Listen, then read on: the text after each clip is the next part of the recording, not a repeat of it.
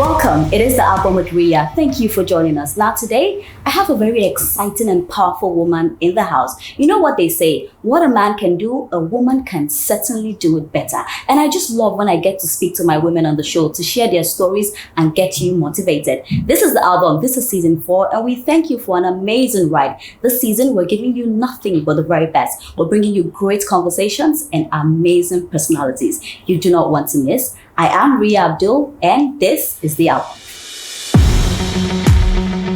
You're welcome back. Like I said, my guest is such a strong woman. Now, she plays a pivotal role in society. She's the Commissioner for Tourism, Arts and Culture for Lagos State. And I already know, you guys already know who I'm talking about. Drum rolls, I'm talking about Madam Toke Benson. What? First of all, before I even want to start, I want to thank you for gracing our set. You're very welcome. So today we're going to talk about her journey from law to politics and also the future of tourism in Lagos, Nigeria. So it's definitely going to be an exciting one. Well, let's talk about you. Let's talk about growing up. You know, I know that you are someone that has been very principled. And I just want you to elaborate to us. Tell us, you know, what are some of the things that reformed who you are today from your growing up days? I was a daddy's girl, mommy's girl. I learned so much growing up because I grew up amongst older people since I was the last one. But I grew up just loving to do things the right way. So I would rather you cane me than tell me, just make sure you study your books, because I knew that was a no-brainer. What are some of the memories you still carry on? Because I was the last girl. I was daddy's little girl. So I remember in those days, my dad died in 1975. So you can imagine how long this was. And he would take me to school and pick me up from school. And I remember one incident, he was probably about 5 minutes late and I stood at the gate. My dad was not there. In those days, there was something that they called bomo, kidnappers. Okay. My school was in Surulere.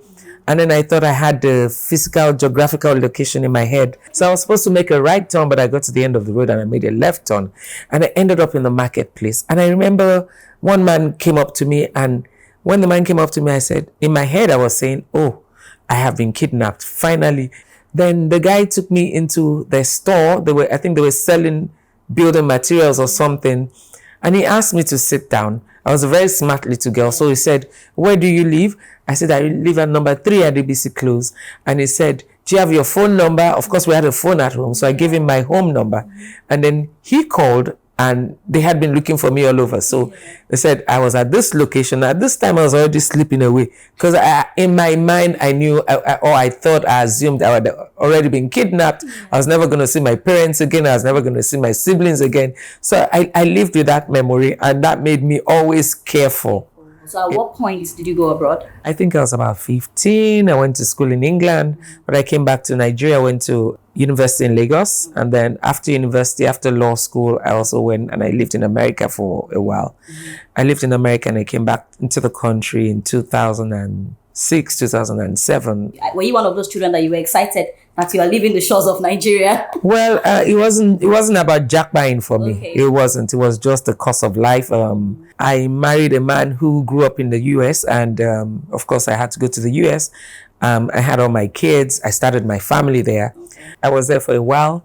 But one thing I didn't do when I was in the US, because I had it at the back of my mind, I was going to come back to Nigeria.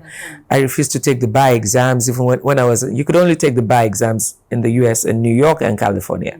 And I refused to take both bar exams, because when I got to the US, I first landed in California and then I moved to the East Coast. I was living in DC, but I refused to take the bar exams because I thought if I invested that much there, I was never going to come back to Nigeria.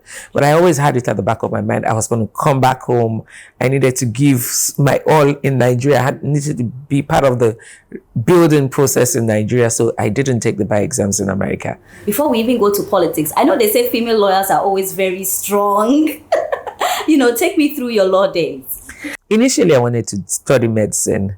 And then I probably went for the first practical class. And I thought, man, I can't go through this. What did you see? I think we're supposed to dissect a rat or something like that. I'm like, hell no, I'm not going to do this. Yeah. And then I changed my course. I changed in the last year of my secondary school. So imagine a science student moving to art and maybe primary from 5 or something. Yeah. I changed the course of my life and I said I was going to be a lawyer. And then I remember when I was in university, I would always have braids on. And my mom would always say, you know that you need that hair so you can place that wig on your head properly. If you don't have hair on your head, you're not going to be able to put the wig on my... And she was more excited about the law than I was. She was a proud mom when I finished. I lost my dad when I was about 8 years old. So she saw me through growing up to that age. So she was a proud mom. And in my family, Benson family, we come from a history of lawyers, a family of lawyers. A dad, my uncles. My first employment was with my cousin, Chief B.O. Benson, S.A.N., late Chief B.O. Benson, as a very well-spoken. When he speaks English, you think that he grew up with the Queen of England. And he was a strong and powerful man as well. And once you're a lawyer, you will always be a lawyer because your perspective, your thinking is always in that line. And you could only see life through that vision. You see situations and systems and processes. That analytical part of it, you live with it forever. So maybe I'll retire as a lawyer. As a lawyer. I don't know why I feel so. But we'll take a quick break. When we come back, we talk about politics. A woman in politics. How did she make that decision? Did she just sleep and wake up one day and say, hey, I want to go into politics? Don't go anywhere. When we come back, we talk about that.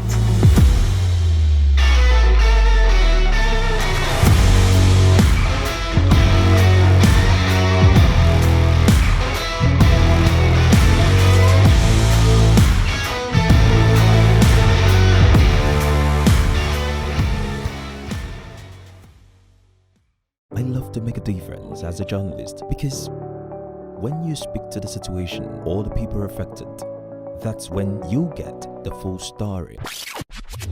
And so we go all out. The protest was ongoing and it was peaceful across the plains for real-time stories. And it was the longest bridge until the 6th of October bridge was completed in Cairo, Egypt. Knee on knee. This is News Central.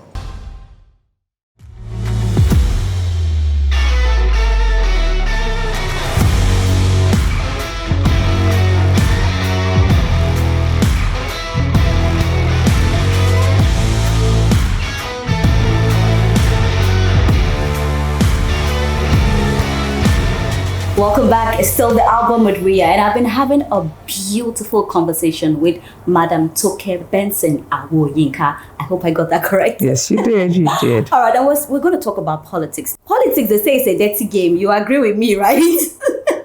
So for you to wake up one morning and decide that you wanted to do politics, what was it? What pushed you? And how did your family take it? It's just a way of life. I had a colleague who would say concentric circles of conspiracy. And that happens in the workplace, it happens in church, it happens in the boardrooms. So it's just a congregation of human beings all wanting to do one thing or the other. Of course, you have times where your thoughts and processes will meet, and there are times that you have to scheme and get this thing. So, and I tell people, when you say, oh, politicians, and I say, we're all Nigerians. When did you know that you wanted to go into politics? And most importantly, I want to know how your family took it. When I was a young adult, my very early 20s, I worked in an insurance firm, International Standard Insurance. I was one of the fresh out of school graduates. I think General Abacha was head of state then, and so we're campaigning to one another. We all used to go for meetings in the neighborhood, oh, we want Abiola to win this election. I remember my boss then would say, if Abiola doesn't win this election, we're losing his staff member here. I just went into that campaign drive. I remember the election was annulled. We were at a birthday party of one of the girls in the office, and it was at that party that we heard that there's an annulment. What is an annulment? The elections have been cancelled. I had a neighbor, God bless her soul, Tina Onwudiwe. She was a musician, and she used to move with the likes of Bekora and some Kuti and Co. And so we went for this march past on Funshaw Williams Avenue. It was called another name at that time. And we all did this march past with the Bekora and some Kutis and Co. And everybody was there carrying leaves and stuff. So when I'm leaving home, they're always like, are you sure you know what you're doing? I said, no, we're young adults. We have to fight for our country. And the day Abiola came and he did a declaration, he rode through Shita in Surulere, because we lived in Surulere then as well. I witnessed all of that. So that's just started that desire in me. Then came married life, and then I moved to the US. When you got married, did you feel like, that side the political side was going to die? No, I guess it must have been on hold. A certain man who was a friend of a friend who stayed in my house in the US, came one day, and we were having a conversation. He said, "You're so passionate. You shouldn't be here. You should be back home." And that's how that thing came back at me. And then one evening I went to my husband and I said to him, The moment of truth. I said, Femi. He said, yes. I said, you know what? I don't think I'm ever going to be fulfilled in life if I don't go back home to give back to my country, give back to my Lagos. And then he said, well, you have to think very well about it. You know, I come from a family of politicians. Yeah. I said, well, so do I. He said, yes, you know, psychedelic politics happens in Lagos.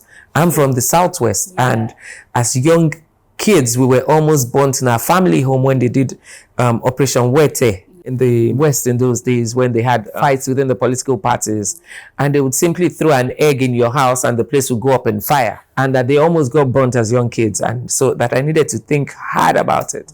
And then I went back to him 3 days later. I said, my heart, my mind. Yes, 3 days. Because my mind was, I mean, it was something that was already in me. I didn't need to go think about it. Then I went with my girlfriend, Banker, and I said, and then Banker says, so don't worry, Mr. Woyinka. We're going to make sure that while you're not there, she's okay. She's safe. We'll introduce her to some of the people we know. And you know that my friend that came. And that is how the journey started. Supported? Oh, definitely, from day one. So yes, you came all the way to Nigeria. I came all the way to Nigeria. Came with a young baby. And then I came in and I met that same person, the permanent secretary. I'm going to give credit to him. I'm going to mention his name. His name is Mr. Bashir Ashafa. He was permanent secretary lands, and then he became the senator representing Lagos West, which is my senatorial district, a few years ago. So he called somebody, and the person who called was then the CSO of the governor then. And his name is Mr. Taya Inde. Today, he is the chief of staff to the governor. And then he called him, oh, I have a sister in my office. I need you to meet with her. And then he came and he said, oh, this is my sister. She just came back from America. She lives in Ikeja. She's interested in your politics. And I really wanted us to support her because she's very passionate. And he sat down. He was a DSS man, but of course, he knew the politics, and said, we're going to introduce her to two people. The commissioner for Estab, introduce you to him and let him know you're my sister. So he did the introduction. So we went to Chief Mrs. Nelson as well. And that is how that journey started. And do you know what I love? You're saying it with so much smiles. You're still passionate about it. It's just so beautiful. And from your story, all I can see is resilience. Yes. Was there a point you felt that, oh, I've made a bad decision, I want to go back? Tayo took me to Mrs. Nelson. And then I got a culture shock. The first thing when Tayo said, oh, this is my sister. She lives in Ikeja and she wants to be part of us. She wants to be one of us. The first thing she said was that, oh, Tayo, you're bringing your girlfriend in. And that jottled me, you know. And Tayo said, no. In fact, it was Pamsek Lanza introduced her to me. She's his sister. She just came from America, blah, blah, blah. And then she made a few phone calls and then she said, well, you know, because I'm not going to want you to inherit my enemies, I'm just going to give you pointers and then you can then make up your mind what you're going to do. So I faced some sort of rejection. So and then she said, so what do you want to do? And I said, I wanted to be a local government chairman. And she said, why do you want to be a local government chairman? Because they have money there or stuff like that? I said, no, I think that is the closest I can be to my people, the grassroots. And then she picked up her phone and then she called Mrs. Fumi Tejuosho. And I think Fumi was the deputy speaker at that time. I'm not sure. I can't remember. And she says, oh, I have a young lady here. She's from Ikorodu. She automatically moved me straight from Ikeja to Ikorodu. She's from Ikorodu. The guy at the House of Assembly, is he behaving himself? Because I think we might have a good replacement for him. So I said, I don't want to go to Ikorodu. I live in Ikeja. And she said, well, it's where we can find space for you. So I left her very dejected and very disappointed. But the chief of staff, Tayo, was like, don't worry. You know, you women, the way you behave with her. But don't worry, she'll come around and she's going to accept you. And so that was how that journey started. So do you think sometimes we women, we are not as lenient as men are to our fellow women? Women being rigid to women, I'm not that kind of woman. I don't even like to be in that demography of she's a woman. I believe that you should take me as who I am, test me as who I am, not as a woman. And so I don't do women stuff. And I remember my first interview at the House of Assembly here, and I was asked, if you were Commissioner for Women Affairs, what would you do? And my answer was, well, If I was Commissioner for Women Affairs, I would not teach women tying gilly. I would not teach women bead stringing. I would not teach women to be tailors and stuff. I would teach women technology. I would teach women how to raise the bar. Oh, sure. I would teach women how to raise the bar. Yeah. And secondly, I would not want to be Commissioner for Women Affairs. Why are you not asking the men if they were Commissioner for Women Affairs? Yeah. And they said, oh, really? I said, yes. I feel like I can sit and have a conversation with you for a whole day. But we're going to go on a quick break. And when we come back, we talk about tourism in Nigeria. Don't go anywhere. This is The Album.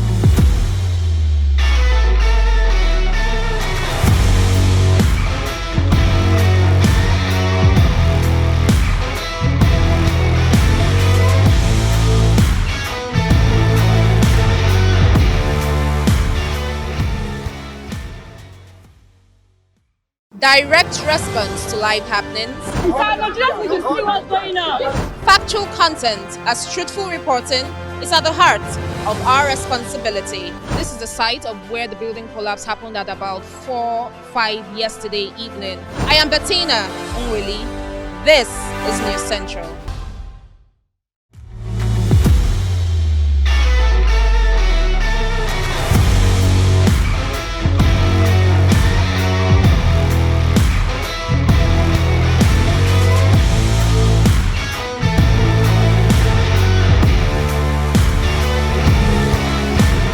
Welcome back. You're still watching The Album with Ria. It's safe to say that this is officially one of my best interviews. I also know that you were special advisor to the governor on housing. Yes. How was that like for you? So in 2019, when Mr. Sanwo-Olu got elected and he was governor-elect, he set up a transition team. And I was part of that transition team. I was part of a committee called Making Lagos a 21st Century Economy. Then we apportioned ministries to ourselves in that committee. There was that part of that committee that was dealing with land, housing, agric, commerce, and everything. And I would say, no, I don't want that one. I want Lagos Global. So they used to call me DG Lagos Global in the transition team. On the day of the swearing in, the inauguration, when it came to my name and they announced, okay, Benson Toke, special advisor, housing, the first thing that came out of my mouth was, and the whole audience looked back and looked at me. So when they heard, they all thought, oh, it was because of the nomenclature special advisor. To me, in my mind, it was like, Musa Fueto, how can I go into this housing? When I was in America, they wanted me to do real estate. I said I was not doing real estate. And in transition, I refused to do lands and housing. And then now, I'm being thrust upon with special advisor housing. Am I going to be jumping gutters to go to construction sites? I hated myself. My first day in the office, they gave me everything that I was supposed to do. And then they had a department called Real Estate Transactions Department. And then I breathed a sigh of relief, like, oh, at least something I can relate with other than brick and mortar. The brick and mortar part of it, I was not interested. And so I became special advisor housing. 3 months after I got there, we wrote a law to set the place up as an agency instead of as a department. It was to oversee real estate developments in Lagos, become the regulator of the builders in Lagos and everything in the entire real estate value chain. I loved it. It gave me the opportunity to start writing policies, and we came up with Lagos Real Estate Regulatory Authority, fashioned after the Dubai Real Estate Regulatory Authority. It was just to protect the consumers from real estate developers. And I thought I was on top of the world until I became Commissioner for Tourism. When I got into tourism, yes, this is me. I also actually thought, what am I doing here? As in, am I now going to be a Nollywood person? Because all I could think about in tourism was Nollywood. I got into the program. I'm loving it. And when we talk about tourism in Lagos, I want you to highlight some of those challenges and how it can be corrected, how it can be better. Our major challenges right now is our infrastructure. We have tourism sites that we need to upgrade. Tourism ideas that have started from the days of Asiwaju, like the Film City. Mr. Governor is very passionate about it, and I'm praying to God that in his tenure, we start that development of the Film City. And I know that by God, before the end of this administration, we would have fantastic tourist sites. People were saying that the government didn't think about tourism when they took down, because we also know that some beach were demolished. What's your take on that? So let me give you a bit of background into that. When the Victoria Land was going underwater, during the days of Mr. President as governor of Lagos, he came up with this beautiful idea of creating the Lagos Atlantic City. And that was to save our beachfront. When we were growing up, the beach that we knew was the Bar Beach. And that is where you have the Eco-Atlantic City today. Yeah. After secondary school and university, the beach was already encroaching onto Ahmadu Bello Way. The buildings along Ahmadu Bello Way started to rust because of the salt. And every time we had ocean surge, the water would flood the whole of Victoria Land. Then they started putting groins by the federal government to ward off the beach or the water. But it didn't work, and they were spending close to 2, 3, 4 billion every year to do that. And then they came up with this idea that, okay, we could actually create an Atlantic City, which will ward off the kilometers back up. Also, if I get my facts correctly, when Mr. President was governor of Lagos State, between himself, I believe Donald Duke and James Ibori, governors of the South, they come up with the idea of a coastal road, which would extend from Ahmadu Bello Way all the way to the South. It had always been gazetted as a road. When the Oniru family sold that land, everybody that was sold to was told that that area is gazetted as a road, and the road is coming. So the thing is that they actually knew. They knew. Everything had temporary structures made from containers. I agree. There were no permanent structures. Yeah. The permanent structures only went as far as the land that they bought, and not beyond that. So it's unfortunate that a lot of investments went down.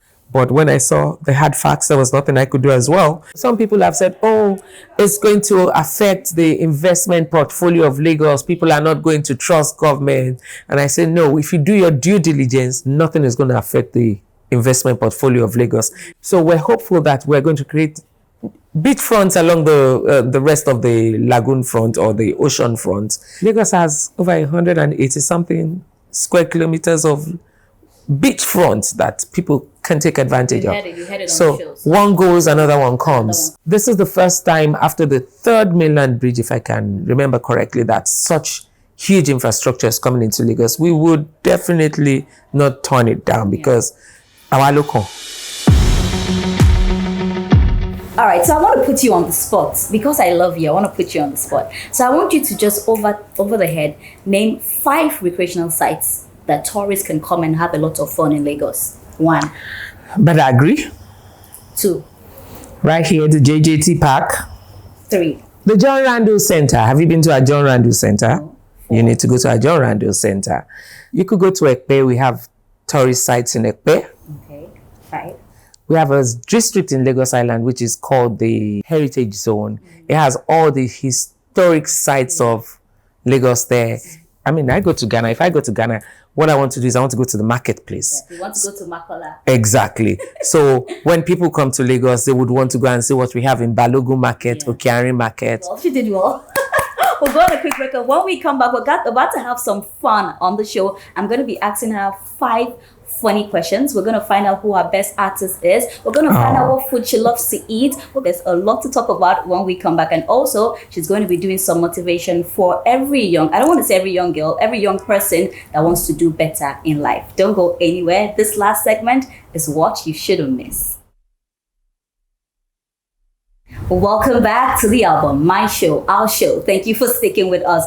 Beautiful conversation I've been having here. Trust me, I've enjoyed everything. It's time to do fun and games with you. So I'm going to start with 5 things you cannot do without. TV. Okay. 2.